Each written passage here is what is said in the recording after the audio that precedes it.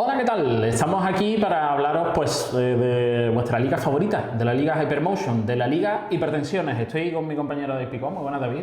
Buena, sí, la mejor liga del mundo la califico yo. La mejor del mundo. Yo te digo una cosa, siempre mantengo que segunda, evidentemente primera división es lo más difícil que hay, pero segunda para un equipo es el infierno porque es que todos están igualados, quiero decir. En primera siempre tienes al grupito de arriba, al Atlético, al Barça, tal, y los de abajo están a lo suyo, pero es que en segunda todo el mundo está a lo de todo el mundo, así que... Sí, una semana puedes estar abajo y la siguiente puedes estar luchando por el playoff. Efectivamente, así que después de esta ensalada de tópicos, pues vamos a empezar con nuestro análisis de esta segunda división. Vamos a empezar nuestro análisis hablando por la parte de arriba de la tabla, por esa zona de ascenso directo y de playoffs.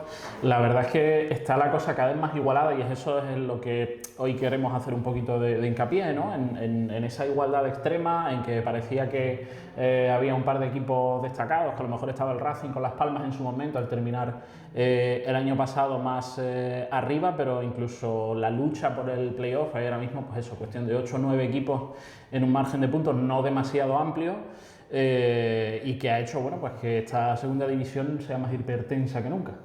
Sí, hacemos un corte un poco ahí, ¿no? De esos 7-8 equipos, 9, luego siempre la liga siempre te permite, ¿no?, que se cuelen más equipos, sobre todo aquellos que tienen buenas rachas. De hecho, varios de los que vamos a mencionar pues empezaron la liga abajo, pero bueno, al final cuando consigues varias victorias consecutivas, al estar la liga tan apretada, siempre es más fácil.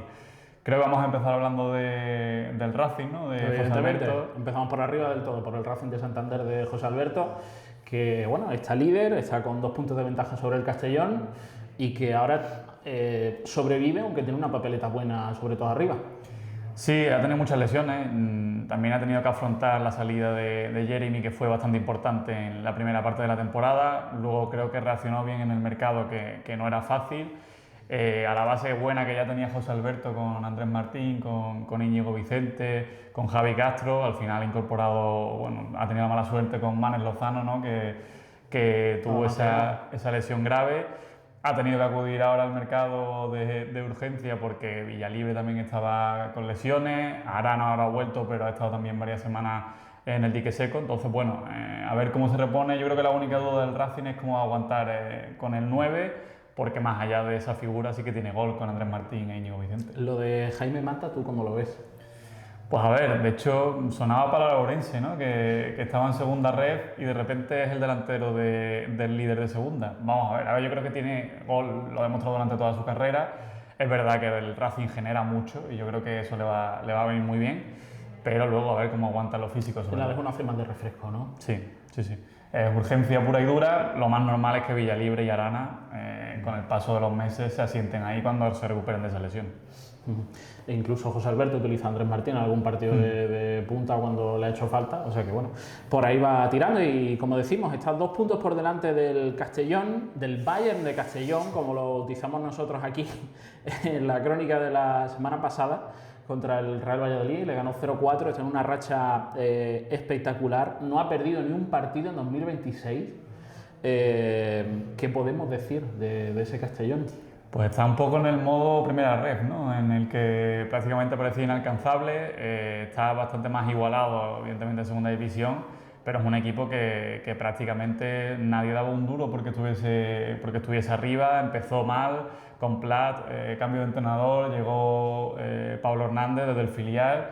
De hecho, sus primeros partidos tuvo un buen arranque, pero luego tuvo una racha mala y a partir de entonces ha cogido velocidad de crucero con los mismos jugadores prácticamente. Entonces yo creo que es un mérito brutal, que es yo creo el equipo más divertido de ver ahora mismo en segunda. Lo de Zipenga es una locura, ¿eh? Es un tipo atrevido, vertical. No sé lo que va a durar en segunda división, pero de verdad, si no han visto el gol que mete el otro día al Real Valladolid, pónganselo porque es una barbaridad.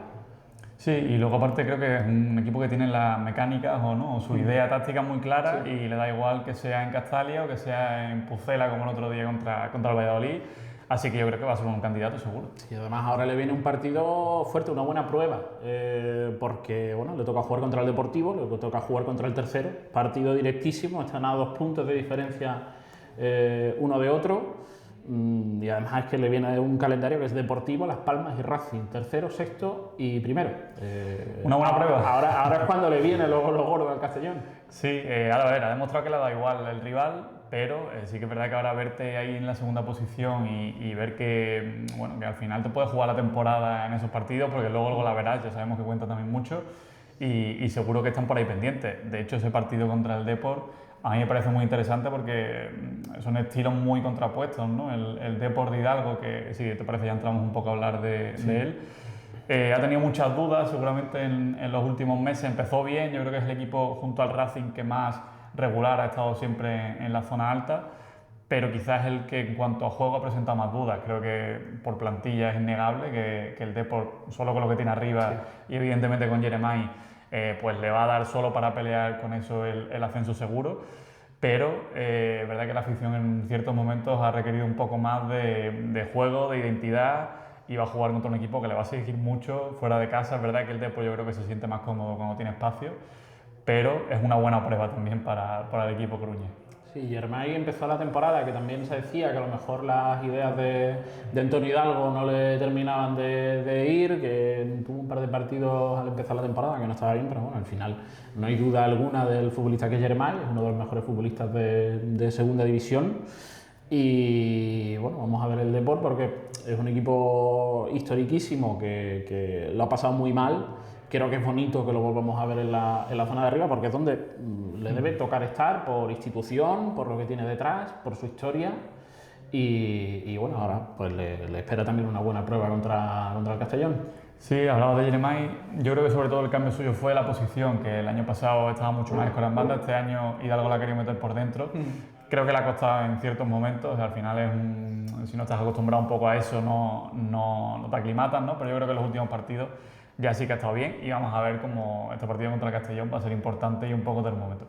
Y ahora vamos con el siguiente, vamos con el Almería, que ha tenido un bachecito al arrancar el año, pero que ya lleva 2 victorias consecutivas, está otra vez metido, pero creo que el Almería es la prueba de lo dificilísimo que es jugar en segunda división y que es ascender. Una cosa que es muy cierta que pasa y es que en segunda, quitando al equipo recién ascendido, todo el mundo tiene el objetivo de ascender y es lo que hace que sea tan igualado, que haya muchos cambios de entrenadores, que haya inestabilidad, porque todos tienen el objetivo de decir, no, este año nos metemos, este año luchamos por el playoff, este año luchamos por subir. Y el Almería es un equipo que por presupuesto y igualmente por lo que tiene detrás debería estar pues luchando por el ascenso, está ahí. Pero es que conseguirlo ya es otra historia. El Almería ya sabe bien lo que es pegarte las 2-3 años consecutivos haciendo una inversión grande.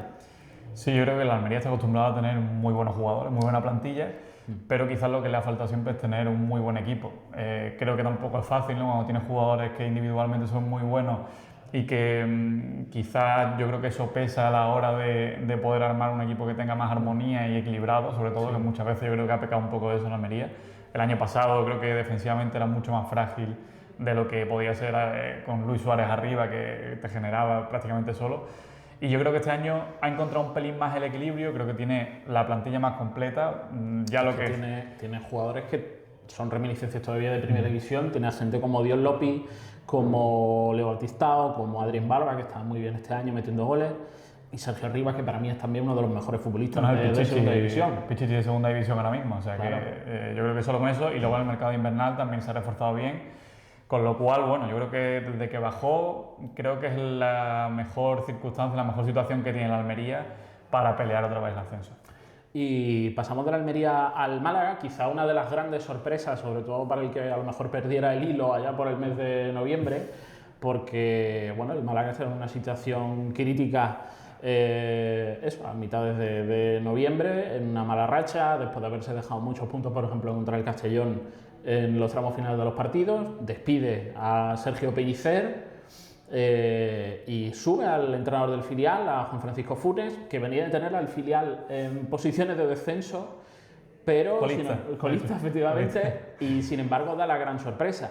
Bueno, desde que ha llegado, los registros del Málaga en segunda división son 8 victorias, 2 empates y solo una derrota, la de hace un par de semanitas contra el Mirandés, que fue precisamente el equipo contra el que debutó Funes el 23 de noviembre. Muchas cosas que comentar del Málaga, porque es un equipo que ha evolucionado mucho, sobre todo no tanto tácticamente o en la idea de juego, como en el nivel individual de sus jugadores. Sí, yo creo que junto al Castellón la mayor revolución de segunda división seguramente, cuando se marcha Pellicer, está con los puntos de los puestos de descenso y de repente empieza a ganar partidos, empieza a fluir en cuanto a juego. Es verdad que los 3-4 primeros partidos fueron un poco más flojos y también tuvo esa flor, ¿no? que es necesaria en esa fase de aclimatación, pero a partir de ahí yo creo que los jugadores tienen mucha juventud. El Málaga ya sabemos que la cantera la explota. Creo que sus mejores jugadores se han beneficiado un poco del nuevo estilo de Funes. Chupete, La Rubia están a otro nivel, Dani Lorenzo también. Y yo creo que a partir de ahí simplemente ha ido fluyendo y es un equipo que cuando se divierte juega muy bien al fútbol. Y quizá el caso inverso al Málaga es el de Las Palmas, porque claro, el Málaga viene, como decimos, en un gran momento de haber ganado 6 partidos consecutivos, que era algo que parecía absolutamente impensable, y bueno, Las Palmas le ocurre lo contrario porque ahora mismo lleva 5 partidos sin ganar. Las Palmas está sexta, 40 puntos, uno por delante del Burgos, marcando los puestos de playoff. Un equipo que cuando termina el mes de diciembre, cuando arranca 2026, estaba segundo. Pero ahí le viene esa racha en la que pierde con el Racing, duelos directos, y a partir de ahí pues parece que no termina de arrancar. Sí, a mí me parece que pasa algo muy parecido a lo del Racing, ¿no? Creo que es un equipo que no ha perdido la identidad con Luis García, creo que mantiene, si no me equivoco, es el equipo que más posesión de media tiene en sus partidos de segunda división, será con el Andorra seguramente, pero creo que le falta materializar y generar mucho más en el área rival. Creo que tiene una buena defensa, sobre todo por nombres propios, Mica Mármol, Barcia, Clemente, creo que están rindiendo a un buen nivel, pero le falta un poco más arriba del resto, ¿no? Tiene a Ale García como máximo goleador con 6 goles, pero no deja de ser futbolista tirado en banda la mayoría del tiempo. Manu Fuster, Jesse sí que en las últimas semanas, últimos meses de competición creo que sí que ha rendido a buen nivel. Ha empezado bien metiendo goles, una sorpresa, la verdad. También ha tenido lesiones arriba, Recoba. Creo que le falta una figura un poco más de peso en cuanto a goles. Quizá puede ser Jesse, si se sigue entonando un poco con esa dinámica, porque Iker Bravo, desde que ha llegado, ha tenido un papel un poco más secundario y todavía no ha conseguido enchufarse, y yo creo que el equipo lo está pagando. Sí, Jesse lleva pues 7 goles, no, espérate, 4 goles, perdón.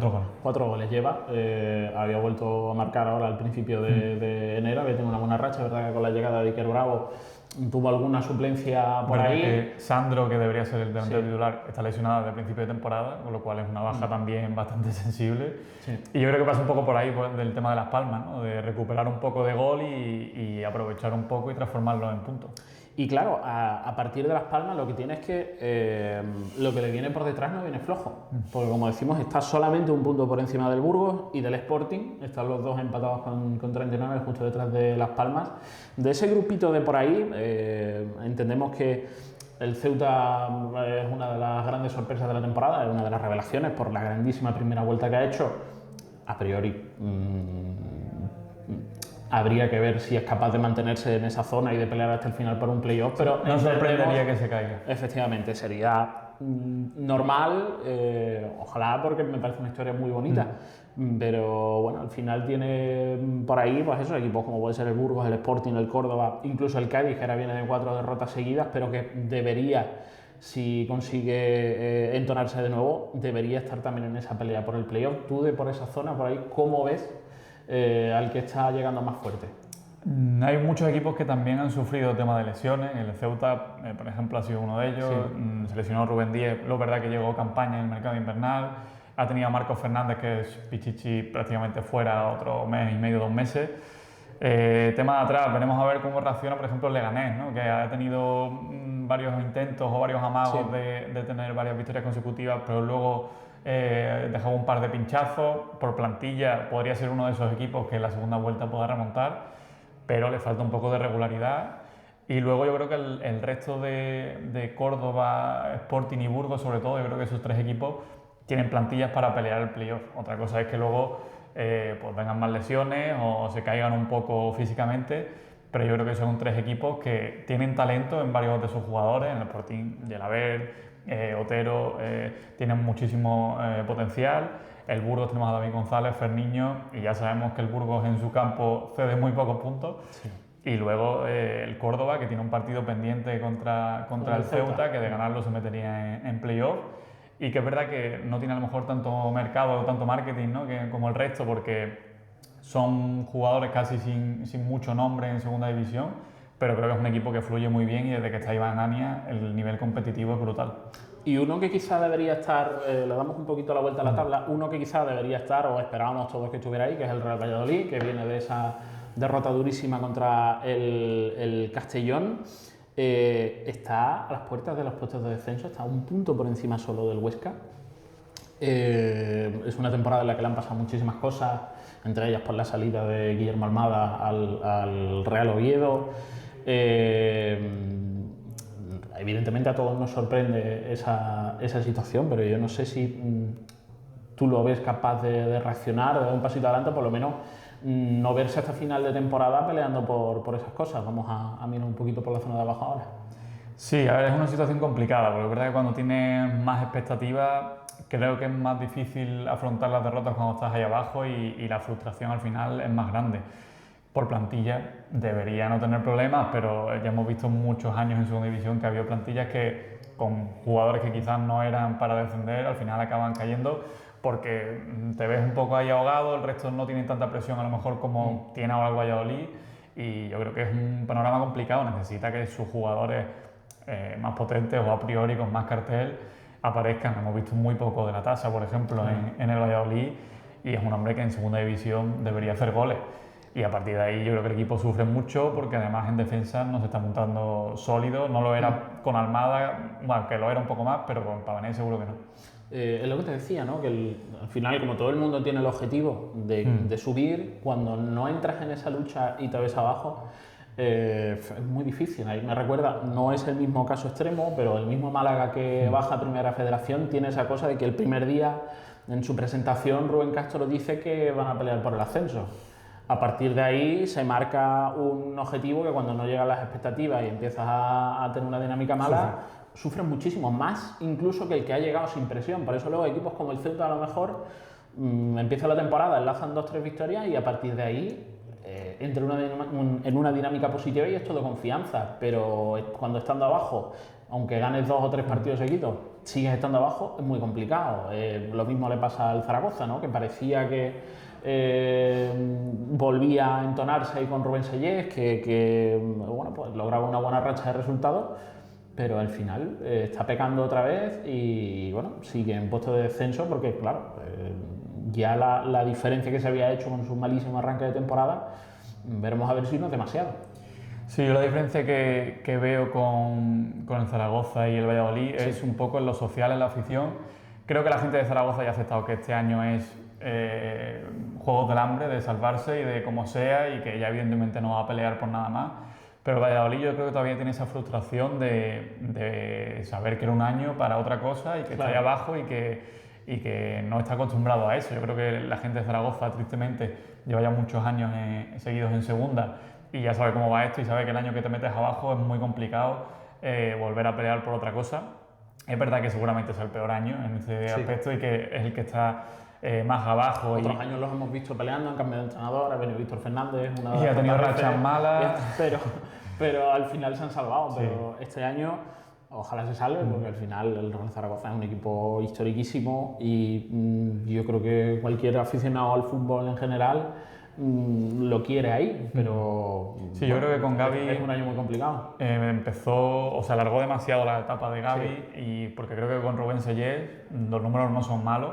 El problema es que cuando empiezas tan mal y tienes un déficit de puntos tan alto, al final necesitas mucho más que hacer una buena temporada, ¿no? Son todavía 5 puntos con la permanencia. Claro. Y si, por ejemplo, haces la tabla desde que llegó Sellés, pues seguramente estaría en una zona media tranquilamente el Zaragoza, pero tiene mucho déficit, es verdad que todavía tiene margen y que si se mantiene un poco en esa línea, lo más normal es que salga, pero al final también puede llegar una racha mala que te deje todavía más hundido. Están ahí los dos equipos aragoneses, en puesto de descenso está el Huesca 19º, 27 puntos, el Zaragoza 21º con 23. veremos a ver cómo va la cosa para el fútbol aragonés.